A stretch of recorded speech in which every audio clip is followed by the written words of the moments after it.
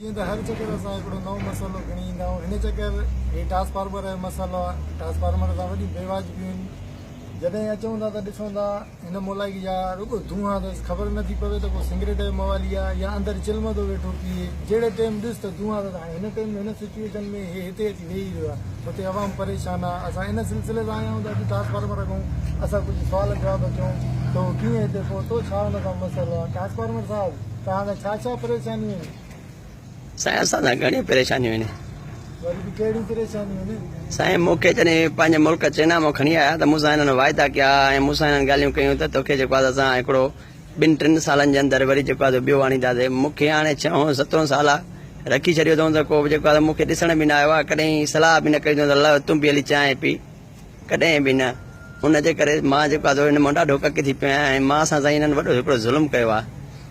साईं तव्हां ते लोड घणो आहे? उतां मूंखे खणी आया, मुंहिंजे मालिकनि सां ॻाल्हाए करे उतां मूंखे खयूं त चवनि पिया भाई हिकिड़े घर ते हिकिड़ो पखो ऐं हिकिड़ो भलो बारींदासीं। हिते हिननि जी का जंग भॼे। घर में हिकु घर में 2-2 आइसियूं लॻियूं पयूं आहिनि ऐं असांजो मुंहिंजो मीटर भाउ बि हिननि जे दर ते कोन्हे। बाबा उहो त तुंहिंजो कमु आहे न बिजली ॾियणु, हिन में तूं एतिरा छो करे?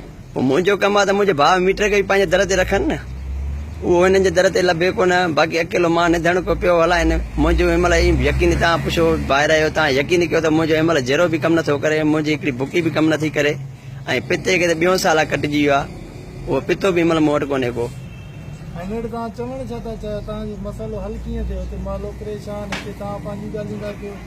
हाणे मां हिकिड़ो ॼणो कावड़जी आयो आहियां त सॼो पटींदो। हाणे त मूं ते AC बि हलाइनि था, एयर कूलर बि हलाइनि था ऐं घर जा 2 जेके आहिनि से इहे मोटर बि हलाइनि था पाणी वारा। मूंसां वॾो हिननि ज़ुल्म कयो आहे। बाबा जंहिं टाइम तोखे खणी आया त ग़रीबी सिचुएशन ई, हाणे उहो अमीर थी विया आहिनि AC हणाईंदा न। पोइ असां जहिड़े माना मूं पोड़े जे मथां एतिरो लोड मुंहिंजो हे जेके तव्हां धुआं अंदरि कचहरी कई वेठा हो, चिलमूं था पियो अलाए छा इहो मुंहिंजो यहाँ थो सड़े, इहो मुंहिंजे सीने मां धुआं था निकिरनि। पोइ मां ॼाणी वञी पाण त सीन धुआं कढां। मूंसां हिननि वॾो ज़ुल्म कयो आहे। आख़िर में तव्हांजो मक़सदु छा आहे? तव्हां हलंदव सही नमूने सां या? मां पंहिंजे मुल्क चाइना में हूंदो हुअमि, मूंखे हुते ॾाढी सहूलियत हूंदी। 6 महीना हलाए करे लाहे छॾींदा। वरी हुन जी जॻह ते मुंहिंजो भाउ ईंदो या मुंहिंजो सोटु ईंदो। हिननि जेके अलाह करे जंग भॼनि हिननि मूंखे साड़े छॾियो आहे ऐं लाहे करे मूंखे छांव में बि कोन रखियो अथऊं। सदाईं मां ईअं उस ते पियो हूंदो आहियां। को मां निधण को आहियां, अकेलो मथे वेठो हुजां ऐं हे जेको आहे सुख में पाण अंदरि एसियुनि में वेठा हुजनि।